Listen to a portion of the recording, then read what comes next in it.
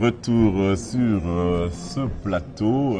Vous avez vu l'étape de Sankourou et de Lodja où le candidat numéro 20 est allé une fois de plus à la rencontre de la population congolaise. Alors, Gaël, nous avons sur ce plateau Madame Mioto, qui elle aussi est de l'équipe de campagne Team Fati 20. Une belle équipe qui a quand même marqué les esprits. On a vu un travail assez acharné, une belle organisation autour de la campagne du numéro 20. À qui devons-nous toute cette stratégie-là? Vous me posez la question. Alors déjà, moi je suis directrice de la communication de la Team Fachiva. Voilà. Pour dire que le travail n'était que le mien, ce serait mentir, parce que nous avons vraiment travaillé en équipe. Mais il est vrai qu'il a fallu très très rapidement faire une campagne, développer une stratégie de communication qui allait toucher vraiment toute la République et toutes les couches sociales de la République. Donc nous avons travaillé d'arrache-pied et nous étions convaincus qu'il fallait que nous soyons dans les 26 provinces, que l'on nous entende, que l'on nous voit, mais également au niveau de la diaspora à travers les services digitaux. Donc nous avons vraiment développé une stratégie de proximité qui a fait que nous avons travaillé avec plus de 200 médias de la République et presque 175 radios communautaires. Pourquoi les radios communautaires? Parce que c'est celle qui va le plus près des gens. Et c'était extrêmement important de pouvoir les inclure dans cette stratégie. Nous avons fait une communication à 360 degrés. Ça veut dire que nous avons touché la télé, la radio, les imprimés, les panneaux, le terrain également. Dès le lancement de la campagne électorale, nous avons fait des activités de terrain complémentaires à celles des activités de terrain faites par le parti. Nous avons également parlé dans les 4 langues nationales. Je ne sais pas si vous avez remarqué, mais nos concurrents, si je peux les appeler comme ça, n'ont pas fait cet exercice. Et là encore, c'était très important de pouvoir parler à tout le monde. Parce que finalement, notre candidat, c'est le candidat de toute une nation et pas simplement d'un seul parti. Voilà en gros. Alors, quand on est en face d'un pays continent comme le nôtre, comment on fait pour dérouler une stratégie aussi costaud? Et quelles sont les difficultés que vous avez rencontrées finalement? Alors, on a eu des difficultés de plusieurs ordres, surtout logistiques. Mais l'équipe que nous avons mis en place est une équipe qui a beaucoup d'années d'expérience. Pour ma part, j'ai plus de 20 ans d'expérience dans le domaine de la communication en RDC, mais également à l'étranger. Donc, je pense que cette expérience a apporté sa contribution dans la campagne.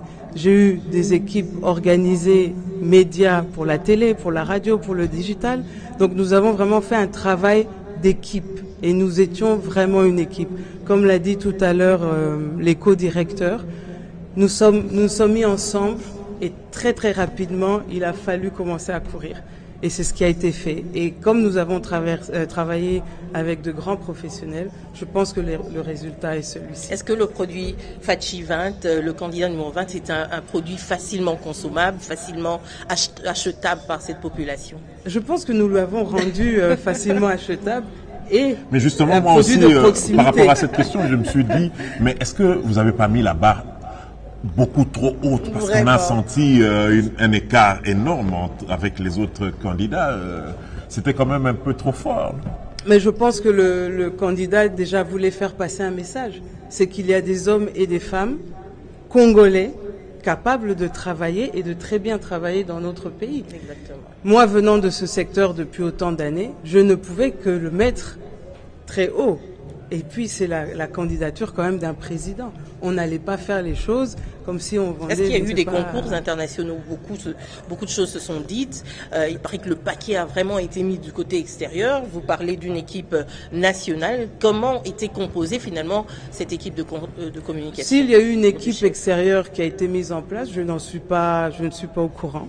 Je sais qu'il y a une équipe qui a travaillé au niveau de la presse internationale qui venait de l'extérieur, mais c'était vraiment pour gérer la partie internationale, les médias, ce genre de choses. Mais pour la RDC, c'est un produit totalement RDC. Et je suis fière de le dire. Vraiment. Quels sont les messages qui ont été mis en avant, que vous pensez qui ont vraiment accroché? Déjà, à la base, il fallait faire plus que du populisme. Le candidat a mis en place un programme et il fallait pouvoir diffuser ce programme de manière à ce qu'il soit digestible et compréhensible pour la population. Et donc nous avons, si vous vous souvenez, notre slogan c'était unité, prospérité, sécurité, parce que ce sont quand même les piliers de la vision du chef de l'État.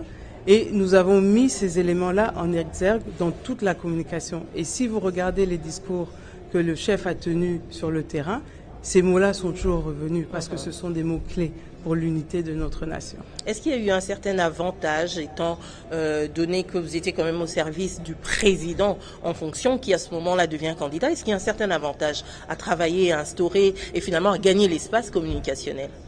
Je pense que quand nous sommes des professionnels, l'avantage est celui du savoir et de l'expérience, essentiellement. D'un autre côté, nous avons eu un candidat qui a été exceptionnel dans le sens où il s'est prêté au jeu. Je me souviens, au début, il était un petit peu réticent sur certaines choses. Ça se passe comment? C'est des briefings? C'est des briefings, c'est des points. Des trainings intenses? Ça se passe comment dans les coulisses? Non, notre candidat est un naturel. Donc ça, c'était déjà un très gros avantage. Mais d'un autre côté, nous étions en campagne et il a écouté son équipe. Il a écouté les conseils qu'on lui a donnés et il s'y est prêté. Et il a très très bien fait. Un bon élève. Un collaborateur. Un élève, je pense pas. Il connaissait déjà. Mais un très bon collaborateur qui s'est prêté au jeu. D'ailleurs, résultat de tout ça, il ne faudra pas s'attendre à une surprise, à moins que la présidentielle. On peut dire que désormais tout est plié, mais c'est aussi à cause de ce travail-là fait par toute cette équipe-là. Comment déjà a été composée votre équipe? Et nous sommes curieux de savoir parce que les deux... Qui se cache derrière toute cette machine? Les deux chefs sont passés, mais comment a été organisée toute cette équipe-là?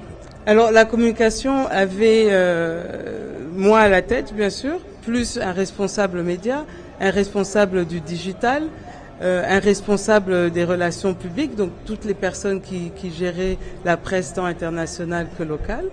Et ensemble, nous avons eu des collaborateurs, nous avons eu des graphistes, des informaticiens, des personnes du terrain. C'est une grosse machine c'est une grosse machine. Qui revient à combien à peu près? Vous avez eu besoin de combien? L'heure de faire les comptes se fera après. Mais disons qu'on a beaucoup travaillé, mais on a travaillé dans l'efficience. On a réduit beaucoup de choses, mais on a travaillé dans l'efficience. Nous sommes en direct, comme vous pouvez le constater. Le candidat numéro 20 arrive au siège de la campagne, justement. Et nous allons prendre ces images en direct pour pouvoir vous faire partager ce moment.